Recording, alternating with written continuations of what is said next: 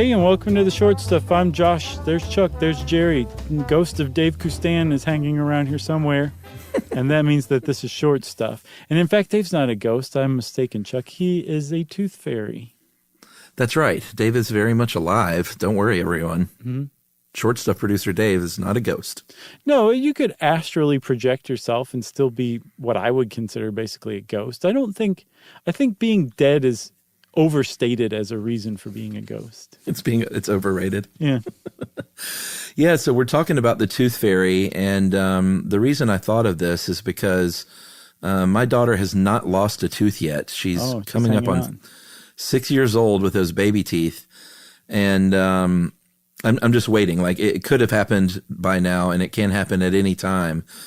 And I was like, all right, I got to get up on the latest research on the story that I'm going to need to tell, the lie that I'm going to pound into her brain, and like how much money these kids get these days. A lot. It's like, how much did you get? I got like a quarter. I got a quarter too, which apparently is like 1930s level.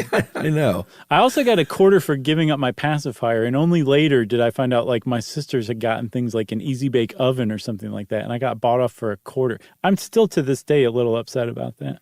Now, how old were you when you gave it up? Like 12, 13. It all depends on the kid. My daughter gave up her pacifier really early, so she didn't even know what money was. You know? Oh, there you go. That's the way to do it. She just didn't like it. Yeah. That was actually, 13 was approaching the age where I also would have traded my pacifier for a pack of smokes. Right. You're Just like, give me one more year. I got to suck on something. Right. I never connected the two. So the tooth fairy is pretty interesting in that since people had children all over the world through antiquity, there seems to be weird little stories here and there about traditions and things that you would do with the tooth. It seems like it was never just like, well, that happened, let me just toss it out of here. It could have been some little ceremony, could have put it in a fire.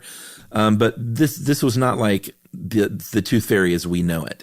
No, but it is there, and we'll talk about it in a minute, but there's rituals all over the world of what to do. Like, it's not like it just goes unnoticed. The tooth fairy is one of the most all-American supernatural beings there is. And as a matter of fact, lies. not even old. It's not even an old one. Apparently, the tooth fairy that is going to eventually come to visit your daughter, that is running around this very night, handing out dollars for teeth, Home invading. Is basically, sure. Although you could make a really strong case in court that putting the tooth under the pillow could be construed as an invitation into your home. Yeah. But that tooth fairy, that particular being, that entity, is from basically the mid-20th century America, and is very new and very young for being a supernatural entity. Yeah, I think there are a couple of references. There was one from 1908 from the Chicago Daily Tribune in an editorial that valued the contribution from the tooth fairy at a nickel. I think in 27, there was a short play with the tooth fairy in it from Esther Watkins Arnold. Oh, okay. I saw there was also a kid's book from the 20s that was an English version of an 18th century French tooth fairy kind of thing, but the tooth fairy was a mouse. Oh, okay. So in the 20s, mice will come into play though. The tooth fairy really kind of hit the zeitgeist in the 20s, I guess. Yeah, it sounds like it. Okay. And then apparently the whole thing broke wide open with a Collier's Magazine article in May of 1949. Yeah, so 1949. I mean, that's not that long ago that parents have been lying to their kids about this home invader who would leave money to avoid prosecution. That's right. I mean, it is kind of weird. Like, is there any explanation that you've run across so far as to why the tooth fairy wants teeth? That's something that no one ever taught me. No, and I looked a lot of different places, and there's just not a lot out there. It's pretty interesting. There's no weird origin story. I mean, we could make one up if you want to kick that thing off. Let's do that. Let's just take the Cabbage Patch Kids origin story and just replace it with Tooth Fairy. Yeah, or maybe the Tooth Fairy builds this fantasy land out of children's teeth. Okay. Sounds horrific. It does. It sounds like the teeth monster from What was that? There was a weird Canadian TV show. What? That was basically Schitt's based. Creek? No, that was weird in a different way. I will come up with the name of it, but it was basically a bunch of urban legends that they blew out into an actual narrative over the course of a season. It was pretty interesting, but there was a monster made of children's teeth, and it was creepy. I'll send it to you. You can show it to your daughter. All right, well, let's take a little break, and we'll come back and talk about kind of some of these strange rituals and traditions all over the world right after this.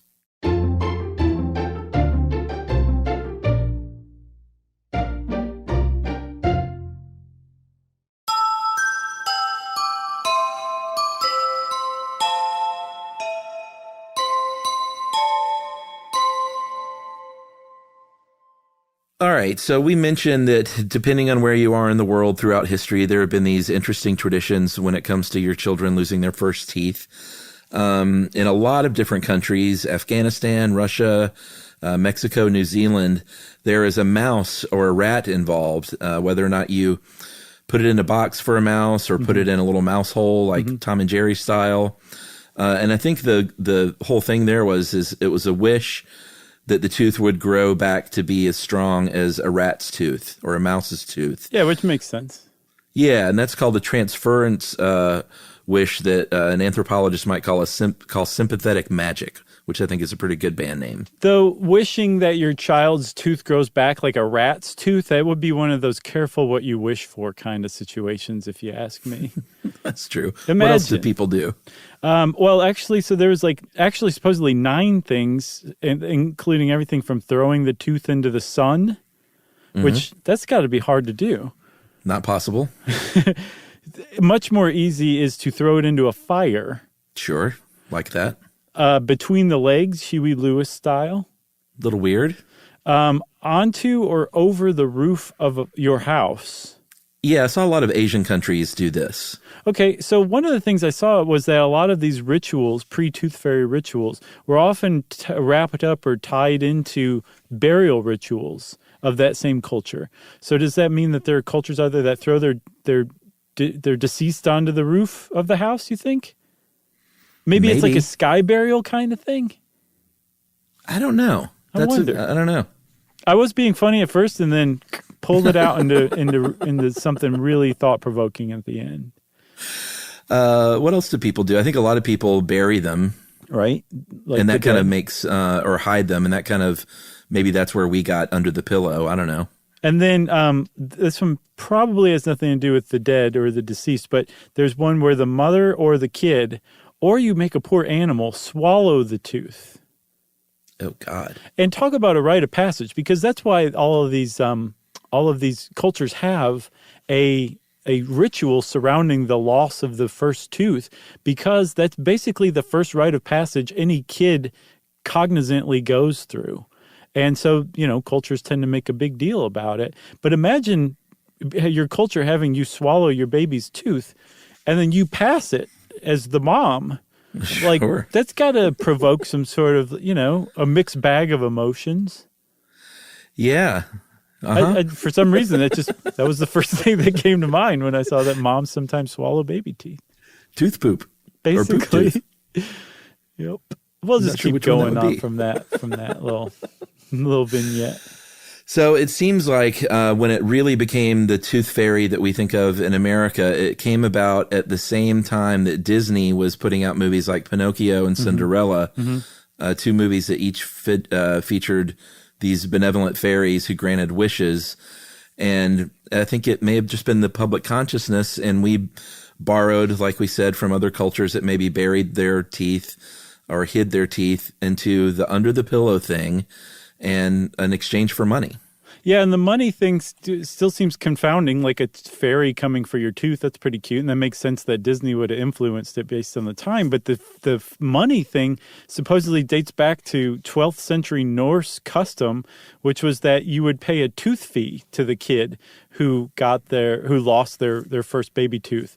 And, rather than them putting it under the pillow or there being any supernatural being who came to collect it, you just hand the kid some money or whatever, tell them to go away now. So I think those combined to form this modern incarnation of the tooth fairy. Yeah. And what's the going rate these days? From what I saw, it's about $3.70, which means there's some weird parents out there who are right at the median who leave $3.70 under their kid's pillow in exchange for the tooth. But that also means that there's plenty of parents out there who are leaving like $10, who are skewing the average upwards. And don't email me because I know median is not the same thing as average. I guess Emily and I need to do some soul searching to find out what the value of this tooth is, because it's, it can also be an opportunity to teach. Kids have no idea what things cost. They think everything is free. Mm-hmm. So it can be an opportunity to teach them about disappointment. About disappointment. No, about the value of money and, what this might buy, or maybe you can save it or save part of it. I don't know.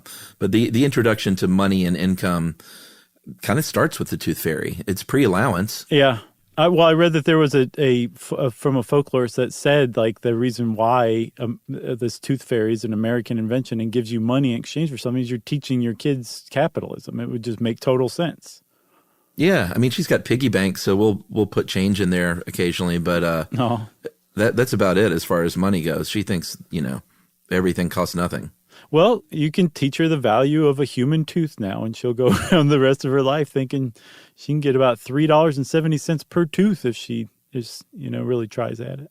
I think if I tried to do $3.70 on the nose, Emily would just be like, "Are you kidding me? Just put a $5 in there." That'd be hilarious. Hey, report back when it happens, will you?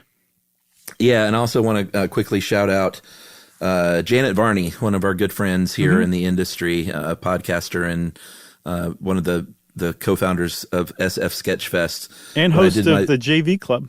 Yeah, JV Club. Great show. Mm-hmm. I think had no tooth when I was first a guest of Janet's JV Club live at Sketchfest. And when I got home, she sent me, and Janet is one to just send people funny gifts like this. Uh-huh. She sent me a little tooth fairy pillow. That is very sweet. Yeah, because you can get an actual pillow, right? That's special for it's got a little the pocket. Tooth Fairy. Okay, that's great. Yeah. So, well, that's the Tooth Fairy. Unless you got anything else, do you? I got nothing else except 3 fake teeth. There you go. You can get some money for that. Almost a little over $10, Chuck. Aaron Cooper would pay $15. Yeah, there you go. And since Chuck's at Aaron Cooper, then of course that means Short Stuff is out. Stuff You Should Know is a production of iHeartRadio. For more podcasts from iHeartRadio, visit the iHeartRadio app, Apple Podcasts, or wherever you listen to your favorite shows.